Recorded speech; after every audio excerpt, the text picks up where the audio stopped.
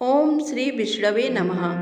ओम बृहस्पते नमः। आप सभी का हमारे YouTube चैनल पर हार्दिक स्वागत है। समस्त मनोकामनाओं को पूर्ण करने वाली आज आइए सुने बृहस्पतिवार व्रत की पौराणिक कथा। भारतवर्ष में एक प्रतापी और दानी राजा राज्य करता था। वह नित्य गरीबों और ब्राह्मणों की सहायता करता था। ये बात उसकी रानी को अच्छी नहीं लगती थी। वह न ही गरीबों को दान देती, न ही भगवान का पूजन करती थी और राजा को भी दान देने से मना किया करती थी। एक दिन राजा शिकार खेलने वन को गए हुए थे तो रानी महल में अकेली थी। उसी समय बृहस्पति देव साधु वेश में राजा के महल में भिक्षा के लिए गए और भिक्षा मांगी। रानी ने भिक्षा देने से इनकार किया और कहा, हे साधु महाराज, मैं तो दान पुण्य से तंग आ गई हूँ। मेरे पति सारा धन लुटाते रहते हैं। मेरी इच्छा है कि हमारा धन नष्ट हो जाए, फिर ना रहेगा बांस, ना बजेगी बांसुरी। साधु ने कहा, देवी तुम तो बड़ी विचित्र हो। धन संतान तो सभी चाहते हैं, पुत्र और लक्ष्मी तो पापी के घर भी होने चाहिए। यदि तुम्हारे पास अधिक धन है तो भूखों को भोजन दो, प्यासों के लिए प्याऊ बनवाओ, मुसाफिरों के लिए धर्मशालाएं खुलवाओ। जो निर्धन अपनी कुंवारी कन्याओं का विवाह नहीं कर सकते उनका विवाह करा दो। ऐसे और कई काम हैं जिनके करने से तुम्हारा यश लोक और परलोक में फैलेगा। परंतु रानी पर उपदेश का कोई प्रभाव न पड़ा। वह बोली, महाराज आप मुझे कुछ ना समझाएं। मैं ऐसा धन नहीं चाहती जो हर जगह बांटती फिरूं। साधु ने उत्तर दिया, यदि तुम्हारी ऐसी इच्छा है तो तथास्तु। तुम ऐसा करना कि बृहस्पतिवार को घर लीप कर पीली मिट्टी से अपना सिर धोकर स्नान करना, भट्ठी चढ़ाकर कपड़े धोना। ऐसा करने से आपका सारा धन नष्ट हो जाएगा। इतना कहकर वह साधु महाराज वहाँ से अलोप हो गए। साधु के अनुसार कई बातों को पूरा करते हुए रानी को केवल 3 बृहस्पतिवार ही बीते थे कि उसकी समस्त धन संपत्ति नष्ट हो गई। भोजन के लिए राजा का परिवार तरसने लगा। तब एक दिन राजा ने रानी से बोला कि हे रानी, तुम यहीं रहो, मैं दूसरे देश को जाता हूँ, क्योंकि यहाँ पर सभी लोग मुझे जानते हैं, इसलिए मैं कोई छोटा कार्य नहीं कर सकता। ऐसा कहकर राजा परदेश चला गया। वहाँ वह जंगल से लकड़ी काट कर लाता और शहर में बेचता। इस तरह वह अपना जीवन व्यतीत करने लगा। इधर राजा के परदेश जाते ही रानी और दासी दुखी रहने लगी। एक बार जब रानी और दासी को 7 दिन तक बिना भोजन के रहना पड़ा तो रानी ने अपनी दासी से कहा, हे दासी, पास ही के नगर में मेरी बहन रहती है, वह बड़ी धनवान है। तू उसके पास जा और कुछ ले आ, ताकि थोड़ी बहुत गुजर बसर हो जाए। दासी रानी की बहन के पास गई। उस दिन गुरुवार था और रानी की बहन उस समय बृहस्पतिवार व्रत की कथा सुन रही थी।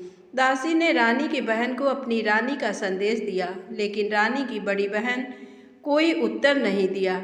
जब दासी को रानी की बहन से कोई उत्तर नहीं मिला तो वह बहुत दुखी हुई और उसे क्रोध भी आया। दासी ने वापस आकर रानी को सारी बात बता दी। सुनकर रानी ने अपने भाग्य को कोसा। उधर रानी की बहन ने सोचा कि मेरी बहन की दासी आई थी, परंतु मैं उससे नहीं बोली, इससे वह बहुत दुखी हुई होगी। कथा सुनकर और पूजन समाप्त करके वह अपनी बहन के घर आई और कहने लगी, हे बहन, मैं बृहस्पतिवार का व्रत कर रही थी। तुम्हारी दासी मेरे घर आई थी, परंतु जब तक कथा होती है तब तक ना तो उठते हैं और ना ही बोलते हैं, इसलिए मैं नहीं बोली। कहो दासी, क्यों गई थी? रानी बोली, बहन तुमसे क्या छिपाऊं, हमारे घर में खाने तक को अनाज नहीं था। ऐसा कहते कहते रानी की आंखें भर आईं। उसने दासी समेत पिछले 7 दिनों से भूखे रहने तक की बात अपनी बहन को विस्तार पूर्वक सुना दी। रानी की बहन बोली, देखो बहन, भगवान बृहस्पति देव सबकी मनोकामना को पूर्ण करते हैं।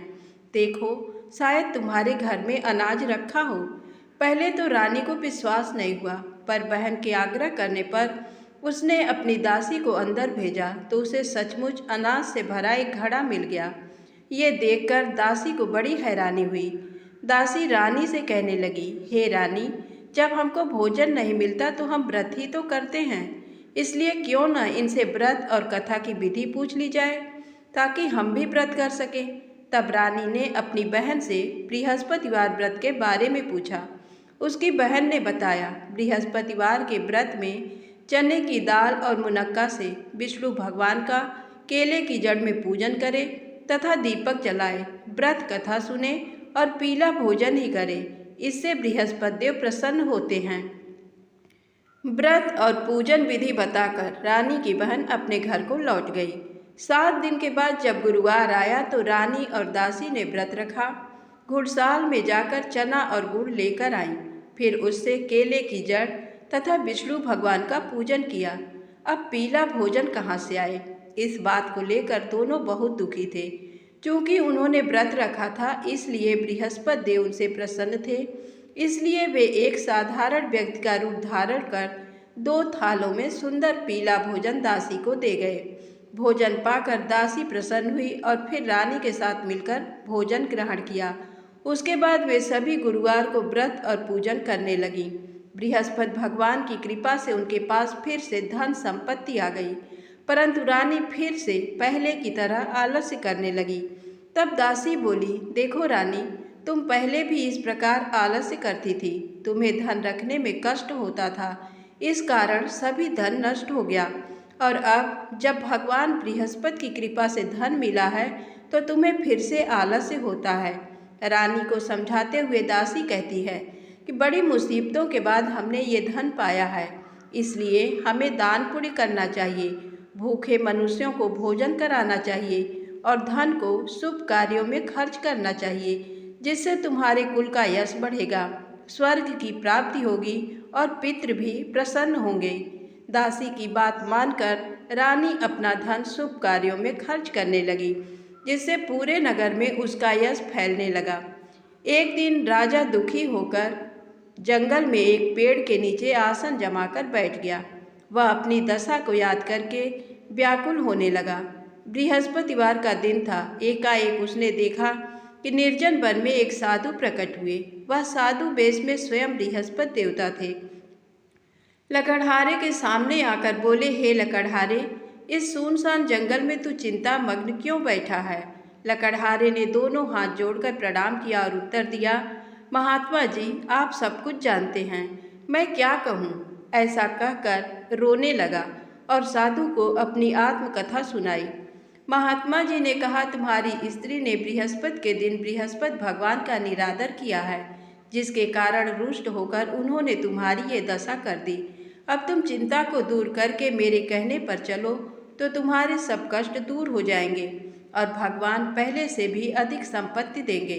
तुम बृहस्पति के दिन कथा किया करो, 2 पैसे के चने मुनक्का लाकर उसका प्रसाद बनाओ और शुद्ध जल से लोटे में शक्कर मिलाकर अमृत तैयार करो। कथा के पश्चात अपने सारे परिवार और सुनने वाले प्रेमियों में अमृत व प्रसाद बांटकर आप भी ग्रहण करो। ऐसा करने से भगवान तुम्हारी सब मनोकामनाएं पूरी करेंगे। साधु के ऐसे वचन सुनकर लकड़हारा बोला, हे प्रभु, मुझे लकड़ी बेचकर इतना पैसा नहीं मिलता जिससे भोजन के उपरांत कुछ बचा सकूं। मैंने रात में अपनी स्त्री को व्याकुल देखा है, मेरे पास कुछ भी नहीं जिससे मैं उसकी खबर मंगा सकूं। साधु ने कहा, हे लकड़हारे, तुम किसी बात की चिंता मत करो। बृहस्पति के दिन तुम रोजाना की तरह लकड़ियां लेकर शहर को जाओ। तुमको रोज से दुगना धन प्राप्त होगा, जिससे तुम भली भांति भोजन कर लोगे तथा बृहस्पति देव की पूजा का सामान भी आ जाएगा। इतना कहकर साधु अंतर्ध्यान हो गए। धीरे धीरे समय व्यतीत होने पर फिर वही बृहस्पतिवार का दिन आया। लकड़हारा जंगल से लकड़ी काटकर किसी शहर में बेचने गया। उसे उस दिन और दिन से अधिक पैसा मिला। राजा ने चना गुड़ा दिलाकर गुरुवार का व्रत किया। उस दिन से उसके सभी क्लेश दूर हुए। परंतु जब दोबारा गुरुवार का दिन आया तो बृहस्पतिवार का व्रत करना भूल गया। इस कारण बृहस्पति भगवान नाराज हो गए। उस दिन उस नगर के राजा ने विशाल यज्ञ का आयोजन किया तथा शहर में ये घोषणा करा दी कि कोई भी मनुष्य अपने घर में भोजन न बनावे, न आग जलावे, समस्त जनता मेरे यहाँ भोजन करने आवे। इस आज्ञा को जो न मानेगा उसे फांसी की सजा दी जाएगी। इस तरह की घोषणा संपूर्ण नगर में करवा दी गई।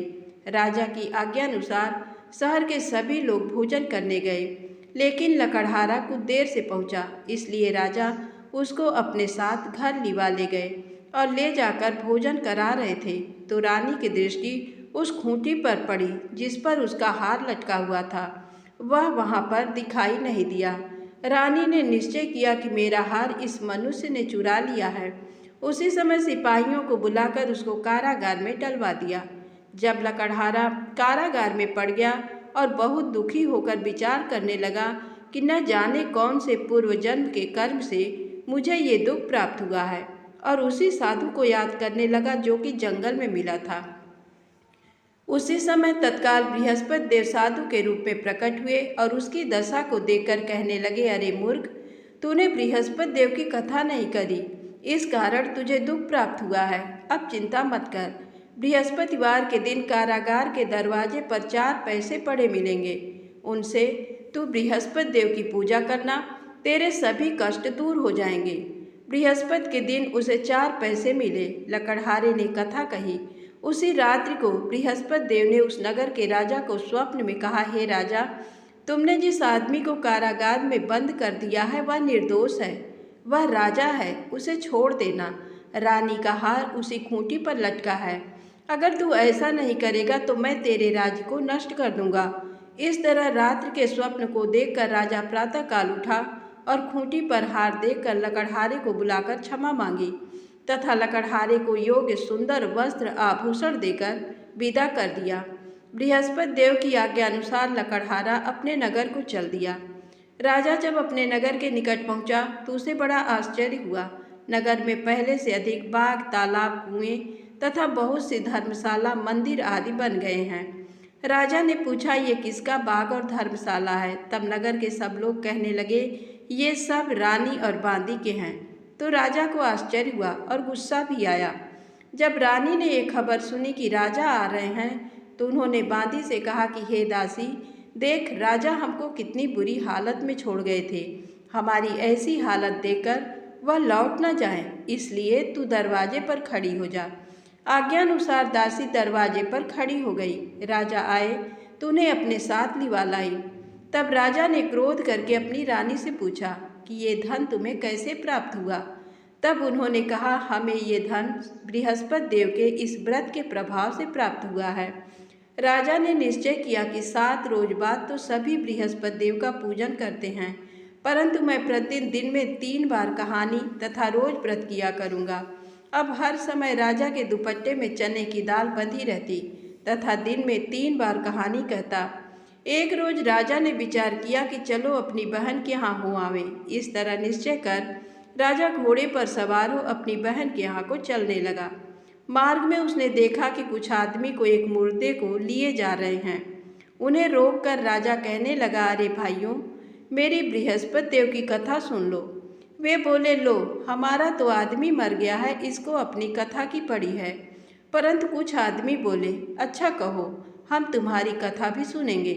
राजा ने दाल निकाली और जब कथा आधी हुई थी कि मुर्दा हिलने लग गया, और जब कथा समाप्त हो गई तो राम राम करके मनुष्य उठकर खड़ा हो गया। आगे मार्ग में उसे एक किसान खेत में हल चलाता मिला। राजा ने उसे देख और उससे बोले, अरे भैया, तुम मेरी बृहस्पतिवार की कथा सुन लो। किसान बोला, जब तक मैं तेरी कथा सुनूंगा तब तक 4 हरैया जोत लूँगा।